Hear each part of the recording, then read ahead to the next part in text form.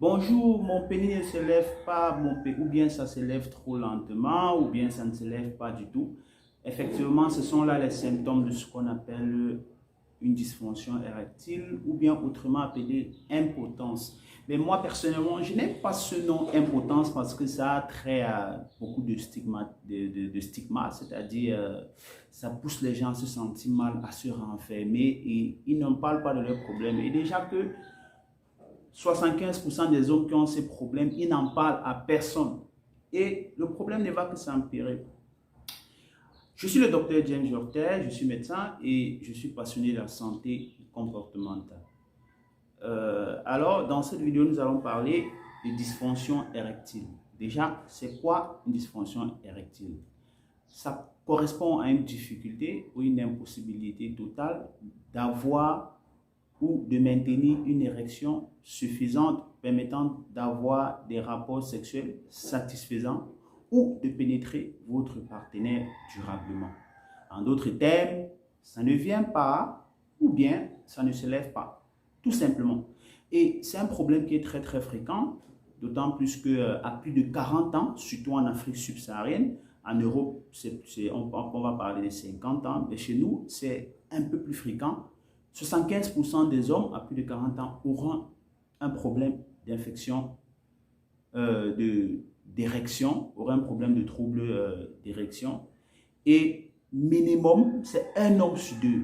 Et dans le pire des cas, on a des zones où on a plus de 80-90% des hommes qui ont des troubles d'érection.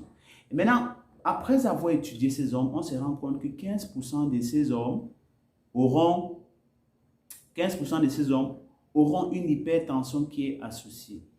30% de ces hommes auront un diabète. Mais seulement 25%, donc un homme sur quatre avec un problème d'érection va consulter un médecin pour des raisons qu'on ne sait pas. Mais pourtant, il y a des solutions véritablement efficaces. Alors pourquoi rester dans le quartier, marcher avec ton problème par-ci, par-là, et pourtant il y a des solutions efficaces. Le plus tôt on diagnostique, le plus rapidement on va traiter. 50% de ces dysfonctions érectiles vont être associées à des éjaculations précoces. Donc, vous voyez qu'un problème qui commence avec une dysfonction érectile peut effectivement se compliquer avec une éjaculation précoce et la solution va s'empirer. 80% sont des causes organiques, donc c'est-à-dire des problèmes, des vrais problèmes, diabète, hypertension, obésité et ainsi de suite. Et seulement 20% sont d'ordre psychologique. Et très souvent, c'est un cycle négatif. Vous avez un trouble d'érection une fois, au lieu de chercher la solution, de consulter, d'en parler avec un professionnel, vous restez avec. Et après, vous commencez à avoir peur d'avoir d'autres rapports sexuels. Et puis le problème s'empire et ça devient difficile à traiter. Et dans nombreux cas, ils ont des diabètes, ils ont des hypertensions et ils ne savent pas. Et très souvent, parfois, aujourd'hui, on se rend compte que les dysfonctions sexuelles sont parfois les premiers symptômes de certaines maladies chroniques, ce qui est assez pertinent. C'est pour ça que si un jour vous remarquez que vous avez un problème d'érection, vous devez absolument chercher à rencontrer un médecin pour faire un diagnostic beaucoup plus complet. Dans une autre vidéo, je vous dis exactement en quoi comporte un bon diagnostic des problèmes sexuels. Alors maintenant, nous allons parler des symptômes.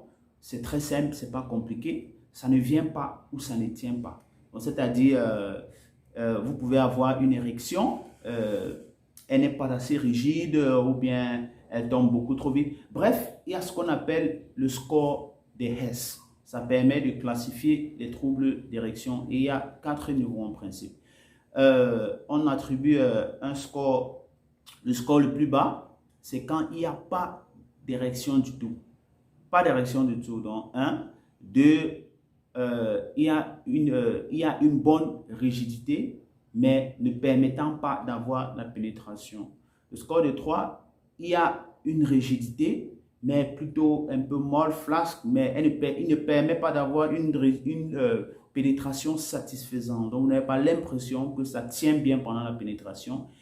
Et 4, c'est quand vous avez une bonne rigidité et la pénétration est bonne. Dans ce cas, il n'y a pas de dysfonction érectile. Alors, dites-moi dans les commentaires où est-ce que vous vous situez, quelle est votre classification?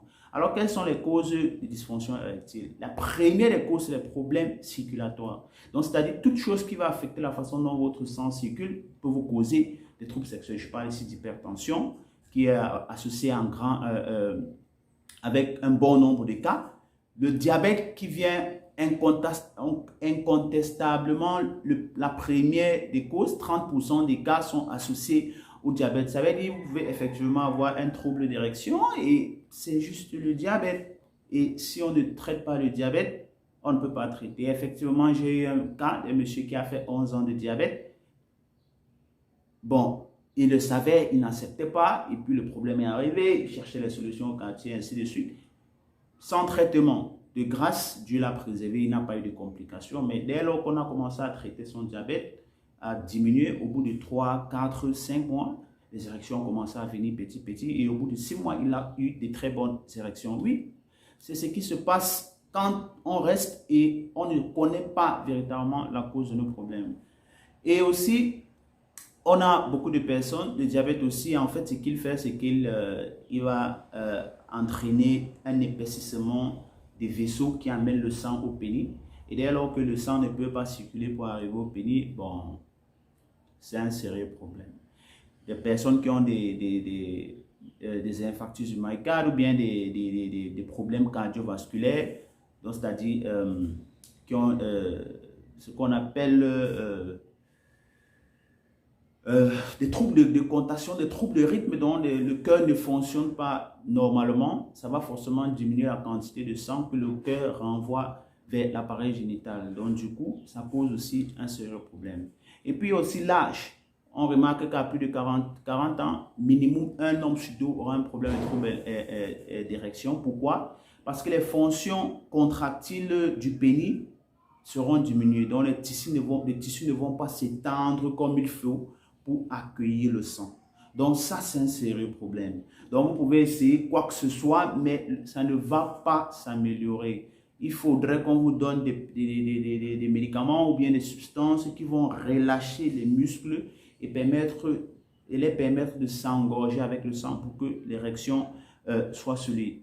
Maintenant, il y a aussi des médicaments contre l'hypertension, surtout les diurétiques, qui vont altérer le volume du sang et du coup, la quantité de sang qui va aller vers le pénis sera aussi réduite. On a aussi des causes hormonales. À plus de 40 ans, il y a ce qu'on appelle l'andropause. La quantité de testostérone commence à baisser. Et croyez-moi, la testostérone a beaucoup à voir avec vos fonctions sexuelles. Donc, vous avez moins de testostérone, vous avez moins de libido, moins d'excitation, ainsi de suite. Donc, ça devient beaucoup plus difficile pour vous exciter. Et si l'excitation tactile est difficile, forcément, l'érection va suivre. Et il y a beaucoup d'autres choses qu'un niveau d'hormones bas va entraîner. Et puis aussi, il y a les traumatismes au niveau de la prostate. Si vous avez été opéré, si on a opéré votre prostate, ou bien si vous avez une prostate qui est trop grosse, ça va comprimer le plexus périprostatique et forcément, la stimulation tactile sera ralentie. Voilà donc certaines des causes les plus fréquentes. Il y en a beaucoup d'autres causes, mais je vais m'en limiter à ceux-là parce que voilà les causes les plus fréquentes qu'on rencontre très souvent. Ce que je vais vous dire, c'est que 95% des troubles sexuels ont de bonnes solutions, surtout s'ils sont diagnostiqués tôt. Alors, si après avoir écouté cette vidéo, vous pensez que vous avez un trouble sexuel, je vais vous conseiller à essayer de nous rencontrer ou bien si vous avez votre médecin, allez vers votre médecin pour qu'on fasse un diagnostic approprié parce que ce n'est que là qu'on va pouvoir véritablement vous proposer des solutions adaptées à votre problème. Alors, quelles sont très souvent les méthodes qu'on peut traiter? Il y a des méthodes médicamenteuses, pharmaceutiques, méthodes naturelles, personnelles. Bon, 80% des méthodes sont orientées vers des causes organiques et 20% des causes psychologiques. Parlant des causes psychologiques, il y a des thérapies, des psychothérapies, il y a des thérapies cognitivo-comportementales où on vous entraîne, on va vous faire apprendre comment reconnaître les causes de votre problème en ce qui concerne peut-être des conflits émotionnels, des traumatismes. On va vous aider à sortir de là et on va vous aider à acquérir des habitudes qui vont vous booster. Votre nutrition, votre mental, l'environnement dans lequel vous vivez, c'est ça les thérapies cognitivo-comportementales. Ensuite, il y a les thérapies de couple où vous allez avec votre partenaire parce que ce n'est pas quelque chose que vous devez vivre seul. Votre partenaire doit savoir que vous avez un problème, que ça vous traumatise et ça va vous aider à ne pas vous sentir mal au cas où ça se passe devant elle. Elle va connaître que vous avez ce problème et ensemble, vous allez trouver une solution et vous allez vous sentir rassuré. Aussi, il y a les thérapies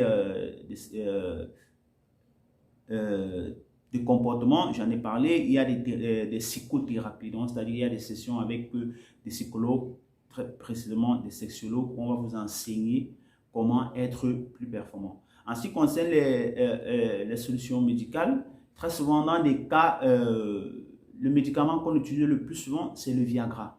Très souvent, j'ai eu à voir des patients qui vont en pharmacie acheter le Viagra tout seul. Vraiment, c'est une très mauvaise habitude parce que ce médicament, oui, il peut être très efficace, il peut vous donner des érections, mais il y a beaucoup trop d'effets secondaires et dans le pire des cas, il peut même empirer le problème qui existait déjà.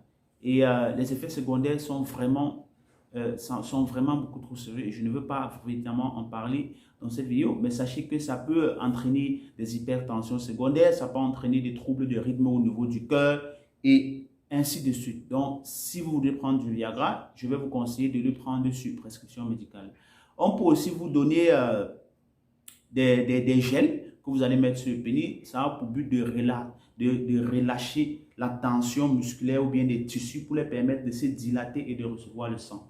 Il y a des comprimés que vous pouvez mettre dans le pénis ou bien des gels qu'on met au niveau de l'urètre. Ça a aussi pour but de dilater et de permettre le sang d'entrer. Il y a des pompes, il y a des implants qu'on peut mettre dans le pénis pour le permettre d'être rigide ou bien il y a des pompes. Donc, on va régler pour que l'air entre et ainsi de suite. Ça, c'est dans les cas extrêmes où c'est impossible d'avoir une érection par des mesures normales. Encore, 95% de ces problèmes sont traitables dans la mesure où on a diagnostiqué la cause du problème. Ça ne sert à rien de partir, de commencer à prendre tout ce que vous entendez parler, des concoctions que vous entendez parler par-ci, par-là, tout ce qui vous vient à l'oreille, essayez, ça ne sert absolument à rien. Si vous avez un problème, il faut absolument qu'on diagnostique la cause. Même si après vous allez partir trouver vos solutions ou vous partez, mais qu'on vous dise quand même, voici la cause de votre problème. Et ce n'est que là que vous allez pouvoir véritablement jouir de tous les bienfaits d'une bonne activité sexuelle. Alors, après avoir écouté cette vidéo, est-ce que tu penses que tu as un trouble sexuel? Si oui, dépose un commentaire et dis-moi ce que tu comptes faire de cela. Mais moi, je vais te conseiller de rencontrer ton médecin. Merci d'avoir écouté cette vidéo et à très bientôt pour une autre séance éducative. Merci.